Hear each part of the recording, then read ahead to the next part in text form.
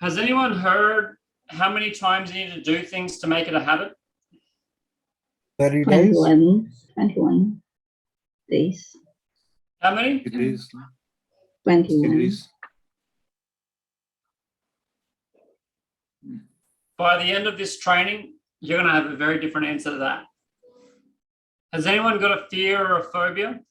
Annabelle, just quickly, what's your phobia? Yeah, I am afraid of heights before because I fell down and I broke my left hand. That's why I have a very huge surgery. So I just overcame it when I work in the ship, because the ship is like a very big building, and when we go dry dock, the ship is more higher, and in that way I was able to overcome that fear of heights, because I don't have a choice to just go down and So up you and got a down. fear of height. You got a fear of heights after falling off and breaking. Yes. Yep. And how many times did you get up and fall off? How many times did you fall off and break your arm? Did you fall off 21 times in a row? No, only once. No, you didn't. Don't you have to repeat it 30 days in a row?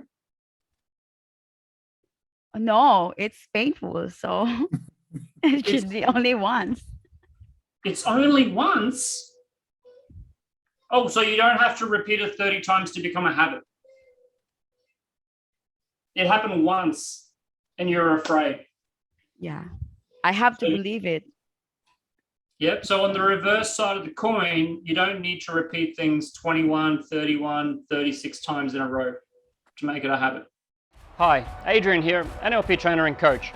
This video that you're about to watch is filmed in a live Zoom class. We have expatriates based all around the world, and we do these classes and we share a little bit with you because we think it's important that you get to see what goes on behind closed doors and how some of these processes really work. I hope you enjoy. Make sure you click the subscribe button, and we'll see you at the end.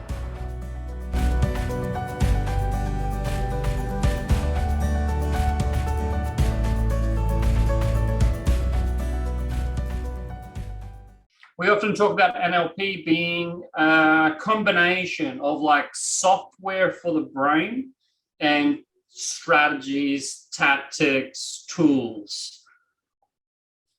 So the tools, the tactics, the strategies, excellent, phenomenal.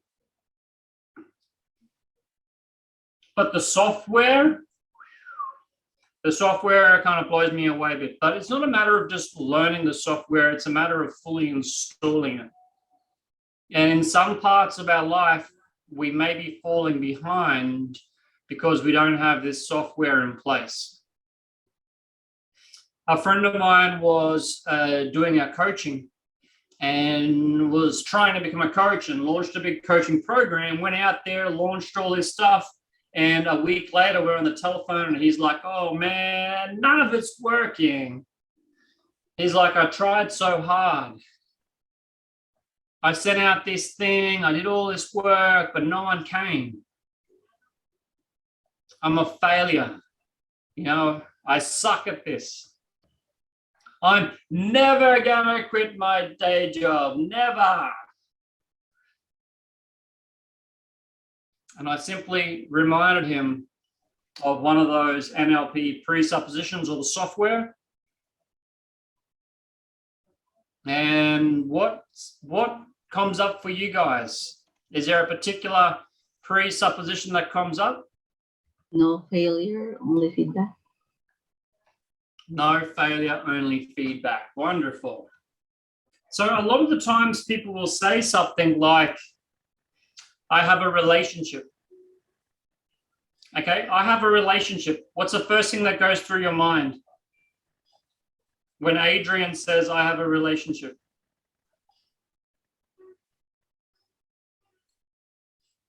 Happy wife.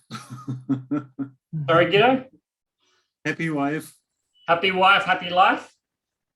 Yes, because she's smiling so often, she must love you. I remember in Shanghai, I love this. I had a partner and I used to introduce my partner. What do you guys think? I have a partner. I actually have a couple of partners. In fact, I've got a wonderful partner and I don't know what to call her. because it's like a little tiny bit romantic, little tiny bit, you know, but we got business together and we got a long history together. And I don't know what to call it. We're having a relationship, and a relationship is a matter of relating. So when someone says, I have a relationship problem, we don't know what they're actually talking about. We don't know the territory. We don't know the territory, but we naturally automatically assume, oh yeah, relationship. Instead, we need to go into discovery mode. We've got to go into discovery mode. We've got to go into discovery mode and say, well, what do you mean by relationship? What do you mean by partner? Now, back in the day, health was often considered about the body, and mental health wasn't that highly regarded. And they often had a bit of a separation between body and mind. But mind and body are actually part of one system. However, it doesn't stop there. There are systems within systems within systems. In the heart is a very complex system. And that system makes up part of a bigger system, which makes up part of a bigger system.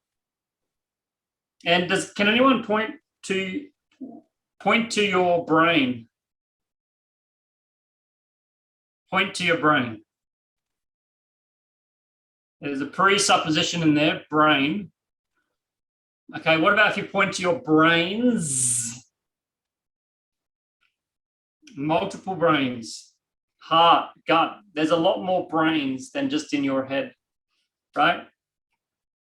So if we look at our mind, some people will say that our mind is a collection of brains and nerves, and our mind is all around us. It's part of a bigger system. And between all of us here, we have an even bigger system. And some of you are from nationalities where you have another system of perhaps 90 million people for one country, maybe 80 million people in another country, maybe billions of people in another country. We have systems and systems and systems and systems. A different way of saying this is holons in holons.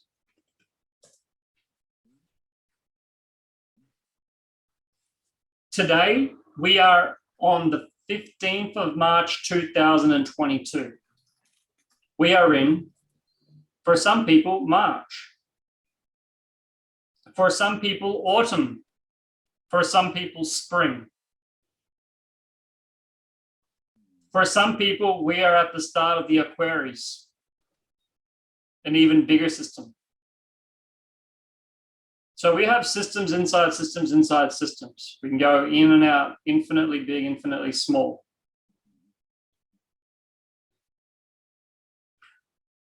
Two ways to look at this NLP presupposition is what I've just shared, systems and systems and systems. And a simpler way, perhaps from the 80s, was that mind and body are connected. Take away what you will. With this holons and holons and holons, anyone working in the coaching space or counseling space has a great advantage, because no matter what system the person is operating in, you can take them out to a bigger system. These systems are interrelated. If you cut away your heart, the greater system will die. If you improve your heart, you'll improve the overall system. Sometimes when we're working with people, it's just a matter of taking them out to see a bigger system or a bigger picture. Cool?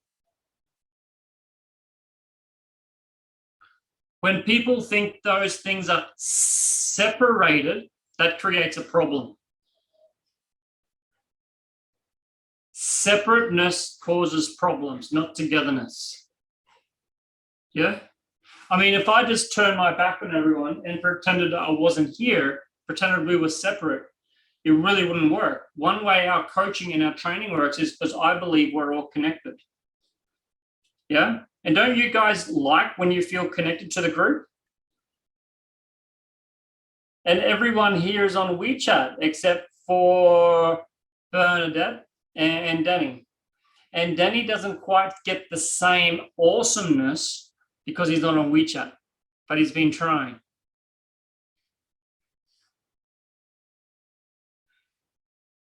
Some people see separateness, and separateness can cause problems. Imagine husband and wife. Husband operating independently or wife operating independently, not recognizing that they're actually affecting each other. Cool, hey? Boom! You made it here! Good on you. Make sure you click the subscribe button below and check out the playlist at the end. If you'd like to come along to our Sunday sessions where we host a live, free Q&A for our students and members, you're welcome. I'll see you there.